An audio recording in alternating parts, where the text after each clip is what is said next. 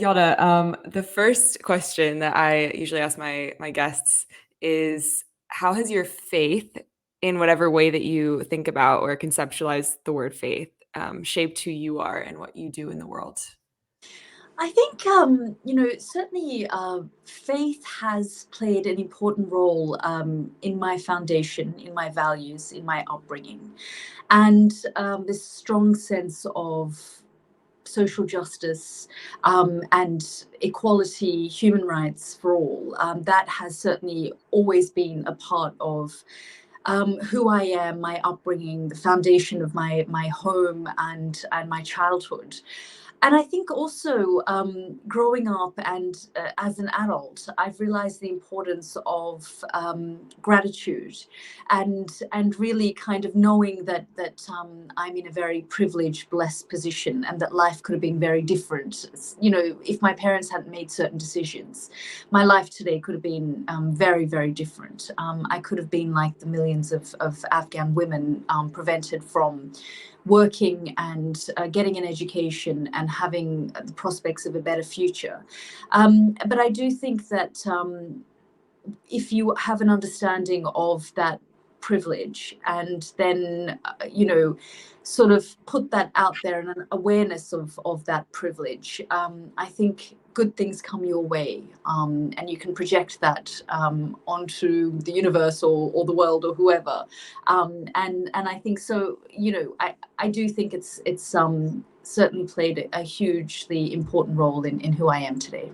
And you were born in Afghanistan, a beautiful country that has, unfortunately seen decades of conflict, and especially in recent times. And your family fled Afghanistan during the Soviet-Afghan War when you were just 6 months old. That's right. I think I've been acutely aware of that journey and the difficulties and challenges that my parents, as a young couple, went through. My mother was in her late 20s. She was 27 years old, and she had three small children. My father, in his early 30s, and they made a decision to leave the country. My father had spent 7 years living in what was Czechoslovakia at the time, studying architecture, and very few men returned to their families. They found sanctuary and peace and better prospects for themselves staying in Europe. But my father didn't want to leave my mother behind with two small children at the time. And when he returned, he was conscripted into the army. I was born. And I think he, like so many millions of Afghans over the last 40 years, at different twists and turns of the country's history, have realized that unfortunately it's not the kind of place that they can raise a young family or a family in safety and security with the kind of opportunities that people can have elsewhere. So he, like so many, and my mother made the decision to leave. And they fled in the dead of night, using people smugglers on horseback, into Pakistan, where they spent a couple of years. My mother worked as a midwife, with refugees on the border with Afghanistan. And my father worked as an architect and had his own firm in another part of the country in Pakistan. And, they eventually made their way to Australia through grit and perseverance and kindness of other people, kindness from sheer strangers who didn't know us and we didn't know them. But it's kind of the faith in humanity and helping one another. And we ended up in Australia, and that's where I grew up. Yeah. And I think it's apparent both in your professional and personal life that despite you've had this kind of nomadic upbringing, but you have a very special place in your heart for Afghanistan. And your work has often led you back there. Is that where you feel the deepest sense of belonging? It's funny because my family, my siblings, nieces, nephews, parents, they all live in Australia. So that is home. That is, where I have my earliest memories. That is where my childhood was, where I went to school, where I have a huge support network, that comes organically when you grow up in a place, right? So whether you go to school somewhere, university, you start your working life, your family, friends, people you grow up with, that support network and that bond is like no other. And you know, I live in a big city. I live in London, and I have friends here who have become like family. But there is a very special bond when I go back to Australia, you know, that I'm drawn to. I have this sense of responsibility towards Afghanistan. I feel like Afghanistan has given me a lot in many ways. Maybe not opportunities, but the nation itself has always given me a reason to be a strong storyteller, to have a sense of purpose, to be driven by the sort of struggles and the challenges and difficulties of a people, and that is what I have a sense of responsibility and belonging to.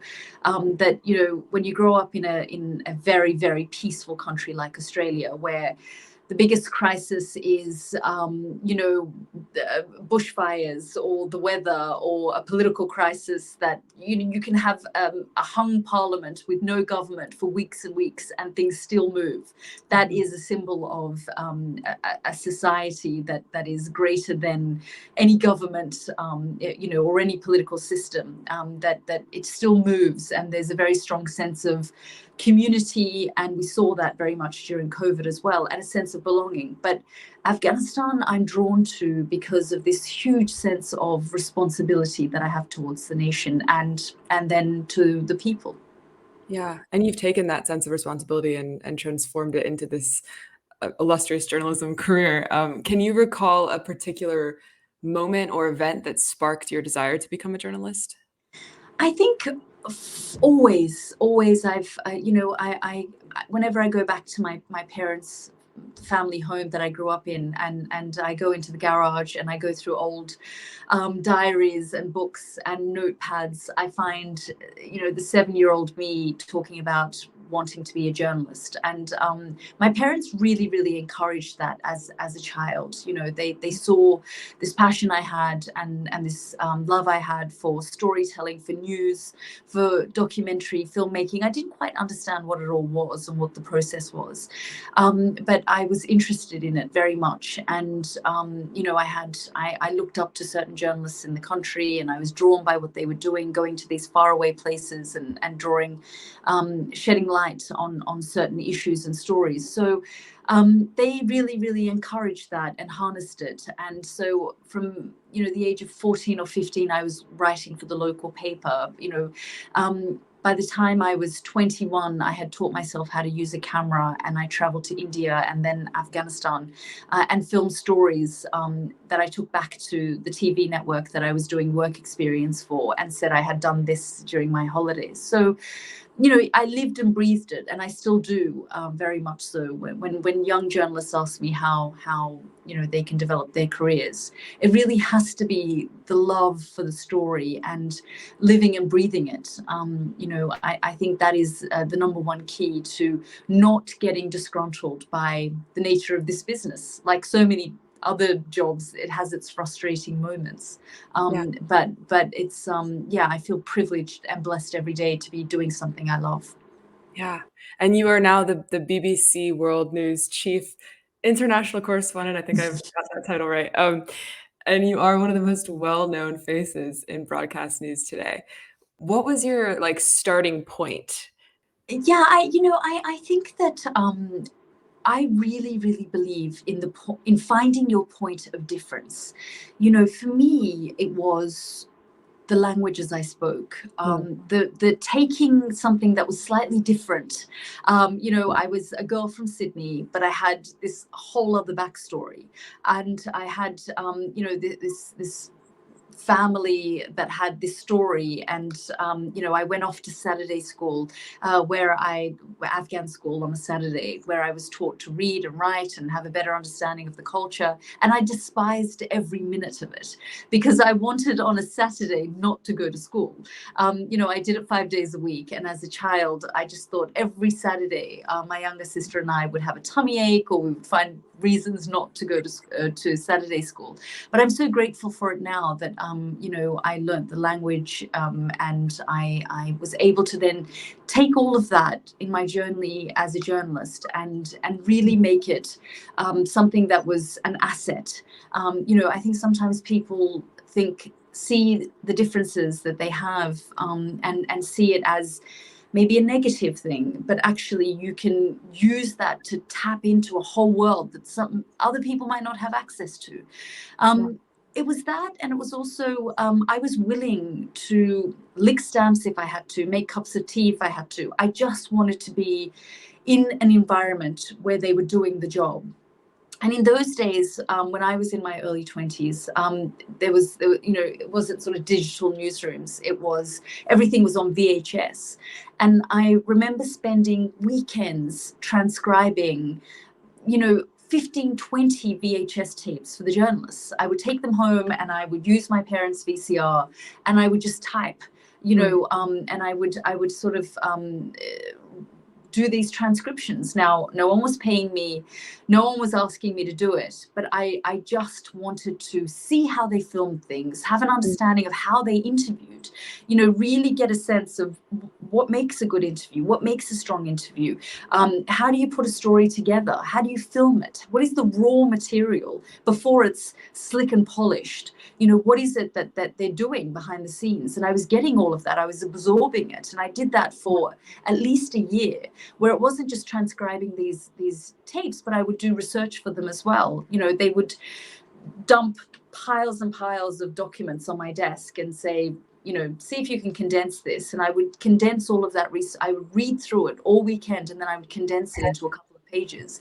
So, it's really not just about being on camera. It's being committed to the craft, and it's having a passion and love of learning that craft. And to this day, I am learning. I'm constantly learning and trying to, last week, for example, I did my first radio broadcast. I've never done a radio broadcast. Yeah. My bread and butter has always been television, and before that, I did a bit of print, and every now and then I'll write a newspaper article. But I had never done, an actual radio broadcast, and so, I was nervous, and I was like anyone's first time doing anything. I was anxious about how it would go, and and I think that's what if you can, always remember that no matter how much experience someone has, you don't want to be, just kind of think that, oh, well, I'm done here, that I can't learn anything more.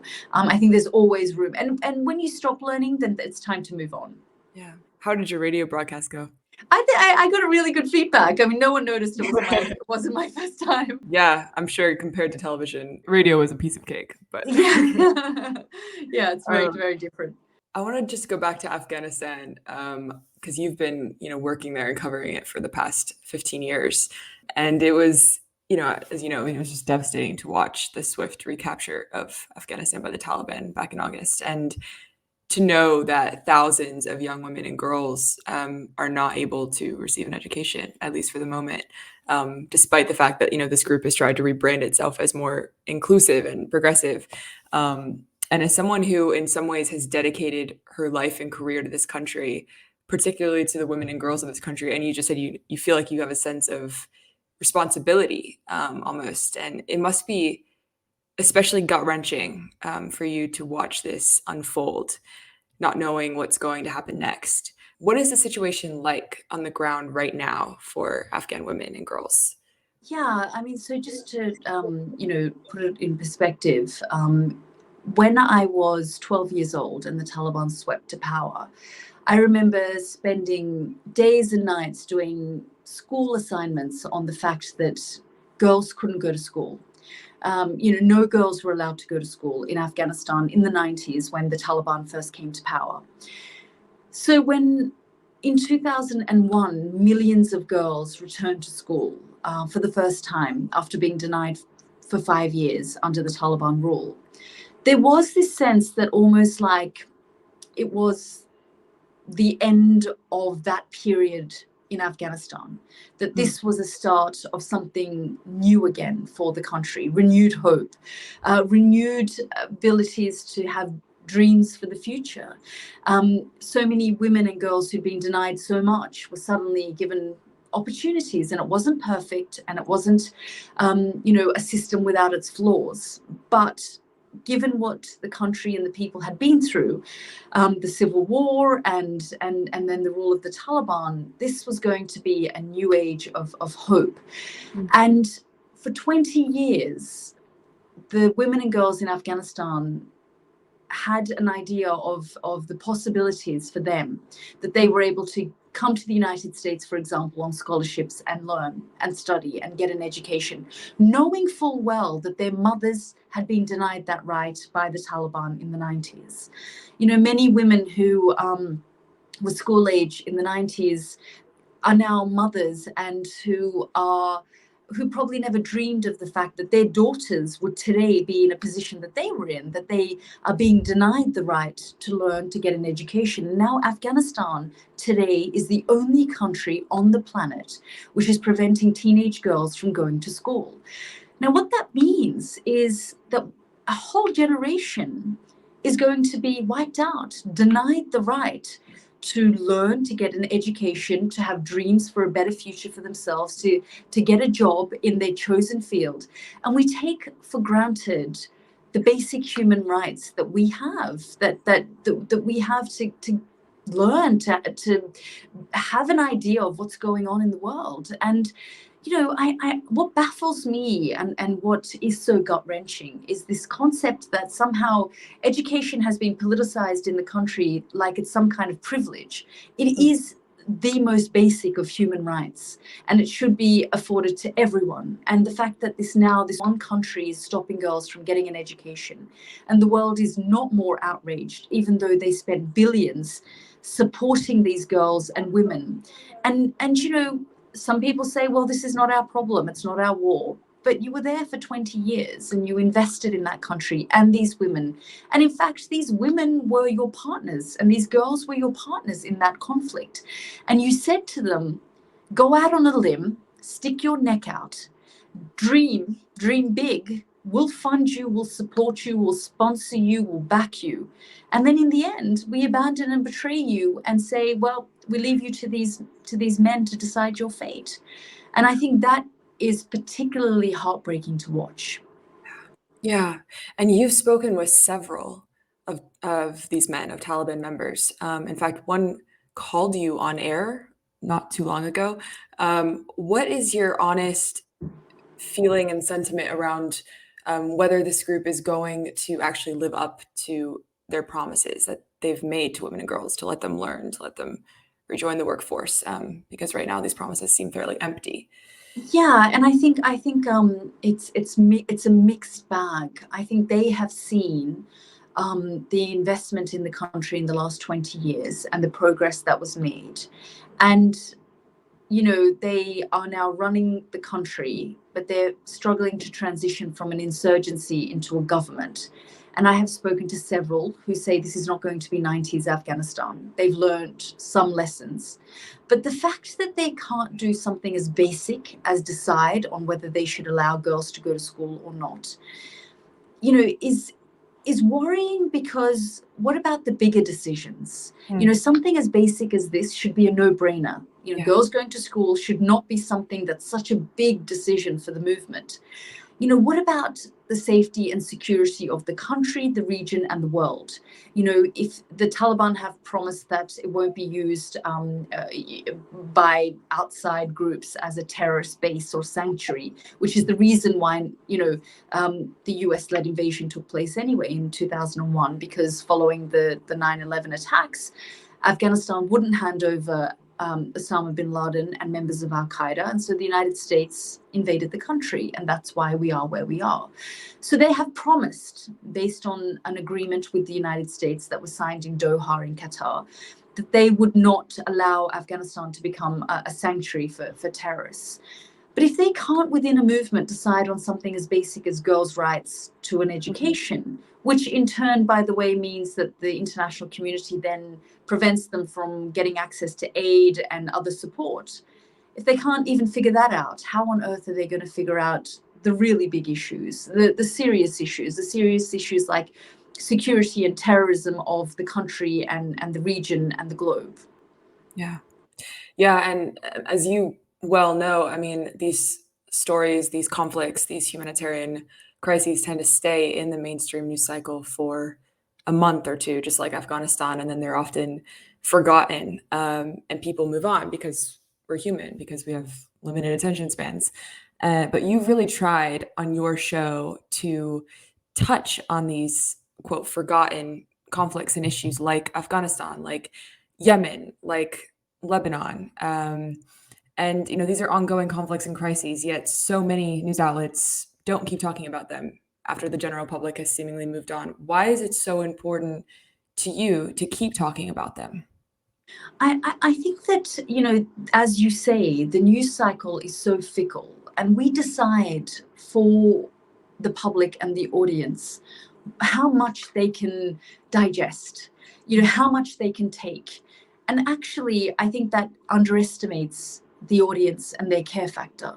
Yes, people are concerned about the rise of the cost of living, about inflation, about the impact that COVID now has on the lives and livelihoods of people. And people are suffering. They're suffering in the United States, they're suffering here in the UK, across Europe, and of course, right across the globe in places like India. And we're seeing the sanctions in Russia and, places like Afghanistan, in Africa. All of these places are being impacted by the war in Ukraine, for example. We're hearing about the impact on supply chains in that it's having because of the conflict in Ukraine, because there's such a large exporter of things like wheat to the rest of the world, and that conflict is really affecting one of the breadbaskets of the world.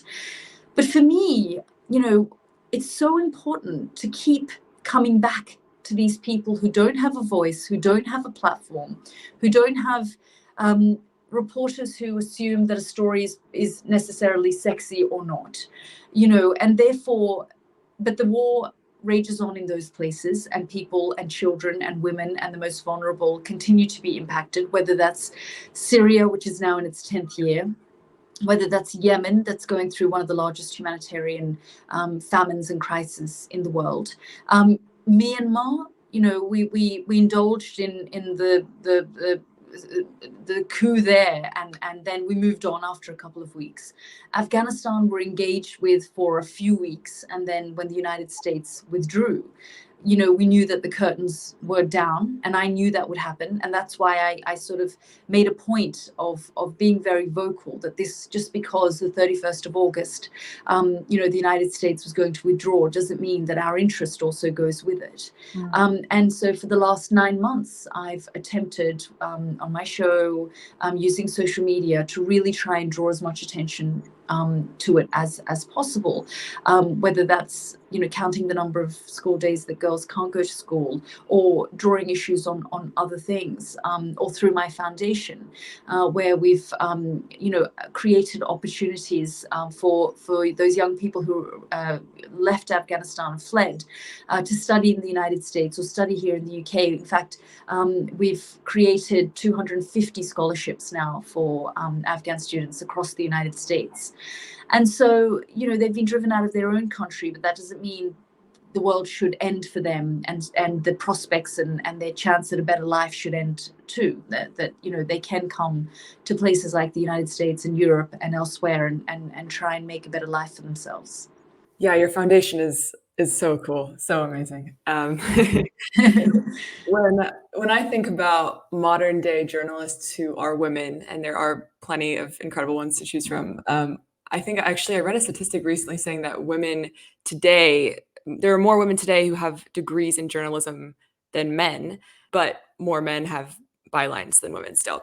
But what's something that you've learned as a woman in this field, having risen to the ranks that you have? about what it takes to not only be a great journalist and leader, but also pairing that with being a woman and someone who I'm sure has encountered her fair share of bigotry um, over the years, being in the places that you have and working in the places that you've worked. Yeah, and you know, I try not to take it personally. And I know that I can't change as an individual, change a whole society.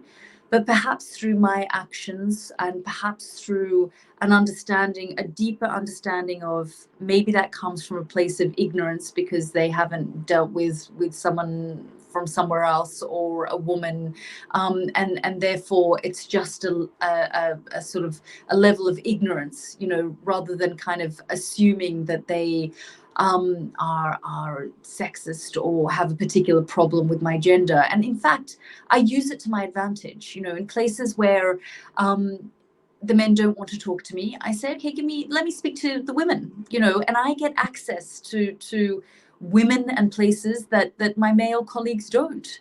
You know, and I mean, I used to often, no matter which conflict zone I'd go to, I'd always visit a salon and I'd get a blow dry.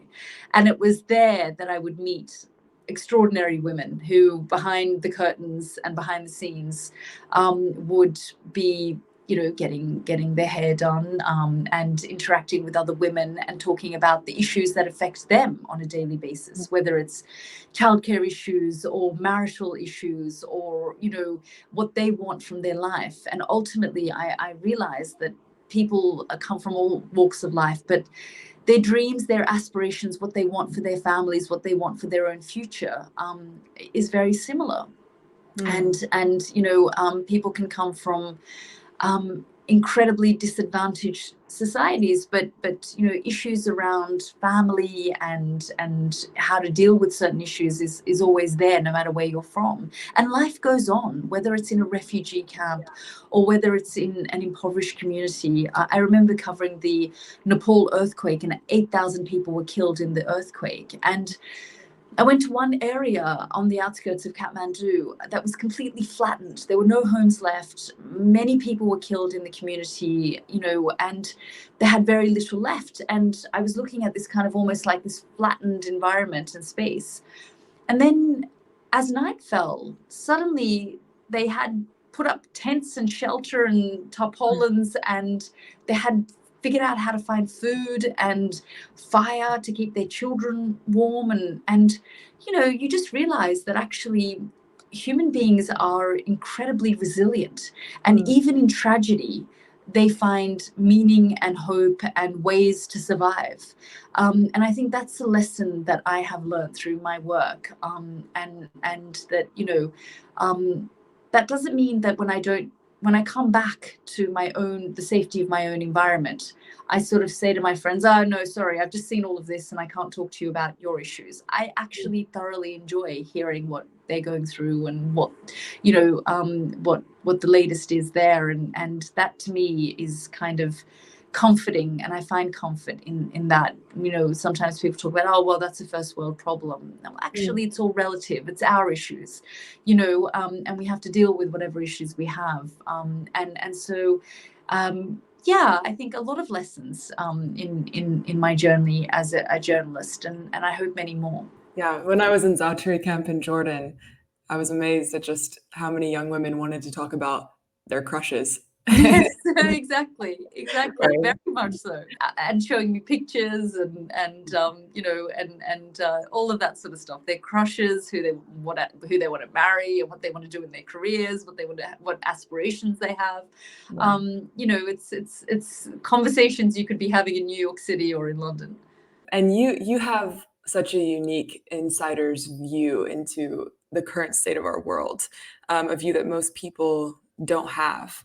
So when you look around at the current state of our world, there's, you know, a war waging in Europe, there are ongoing refugee crises, there's racial and social injustice and unrest, and we're now just starting to emerge from a global pandemic. What is your deepest sense, Yalda, of, you know, as you look around, you know, what is your perspective on how we can come out stronger and more united on the other side of this? And can Yeah, we?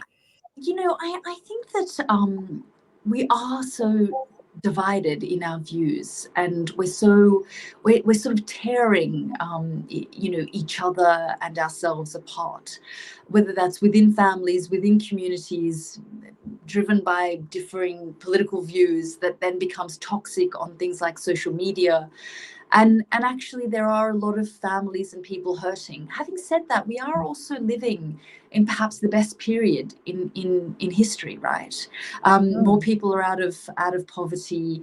We can have conversations about things that we probably couldn't before. We are mm, having very open, honest conversations about issues, about acceptance, about equality, about who we are as human beings, and how we'd like to see ourselves going forward. And there are mm, some people who are pulling one way, and there are others who are pulling the other. And mm, I would just say, rather than making assumptions that the person who has a different view to you is either stupid or a bigot or uneducated or an extremist, why not hear them out? mm, So when I was covering the U.S. election in 2020, and I spent a month in Wisconsin, and I went to at least 6 Trump rallies in that period, wow. and I met dairy farmers who were as concerned about pro-life issues as they were about climate change, Mm, and about the state of the country, and about the future of their businesses and what that meant. mm, And yet you turn on American television networks and it's, circa 1860 and so tribal, and not necessarily reflecting the pulse of the country and the pain of the country, and why some of these people who would vote one way or the other, the desperation of what they were going through, having their whole livelihoods impacted. I didn't necessarily go to those rallies and say, well, you're this and this, and this is how you're going to view me.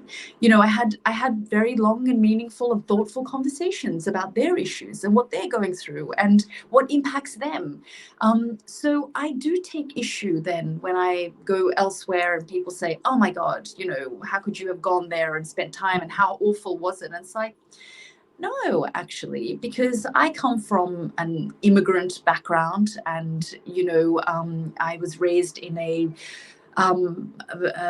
family that believe in Islam, and I'm a woman, and so many other things, and yet I had very thoughtful conversations with these dairy farmers of Wisconsin who were going to vote for Donald Trump, because that's where they saw their hope and their sense of a better future. And I wanted to hear them out. They didn't judge me and I didn't judge them, and I wanted to understand why they felt that certain way. And right across the board, wherever you go, there are people who are suffering in their own way, and we just need to hear them out. That is my job as a journalist, and then it's my job to hold those in power and in positions of power to account. Because they don't have that access or ability or power, and I have a platform. And so therefore, when they tell me things, I might challenge them and challenge their views on things, but then I take that to those responsible for implementing those things, and ask them on behalf of the audience and on behalf of the people that I've seen, depending on what they're going through in life. yeah, that is a rare yet needed perspective. Thank you. So the last question that I usually ask is a bit unconventional. It's what is the more to your story?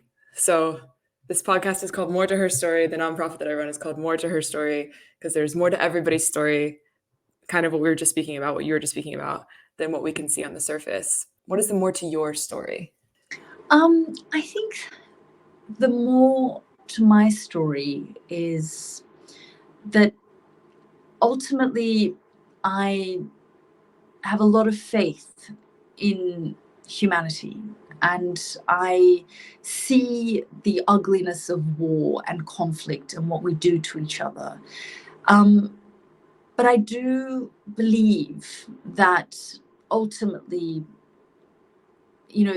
those who are in the right will come out on top, and will win whatever war and battle they're fighting. And I see that in Afghan girls and women and their determination to fight, to have a right to an education, to have the right to basic human rights. And I believe in my heart that no matter how dark those days may be for them, that they will come out on top. And that for me keeps me going and helps me return and tell their story and have faith.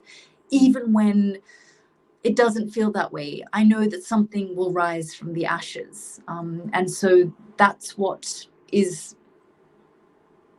helps me continue to tell the next story. Wow. I love that. I can't believe 40 minutes has gone by No, already. not at all. Not at all. I'm glad we're finally able to do it.